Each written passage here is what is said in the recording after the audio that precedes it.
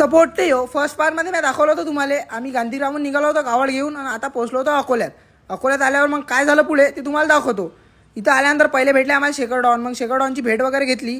तिच्या हिच्या घरी मोबाईल जरासा चार्जिंग वगैरे केला आपण.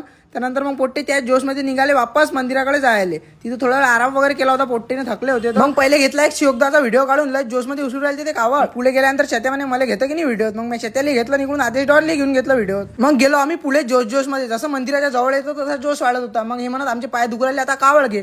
मग घेतली बा कावड खांद्यावर हर हर महादेवचे नारे लावत लावत पुढे गेलो. जसं मंदिराचं दर्शन झालं दुरून पाय दुखणंच बंद झाले. मग आम्ही हर हर महादेवचे नारे लावत लावत अंदर गेलो. अंदर गेल्यानंतर कावड घेऊन मग मी एक दोन प्रदक्षिणा वगैरे मारून घेतल्या. त्यानंतर गेलो आम्ही अंदर मेन दर्शनासाठी. अंदर गर्दी तर भयंकर होती रे बा. पण नारा आपला एकच होता, हर हर महादेव. अंदर गेलो. अंदर गेल्यानंतर पिंडीवर पाणी वगैरे टाकलं आपण जे भरून आणलं होतं.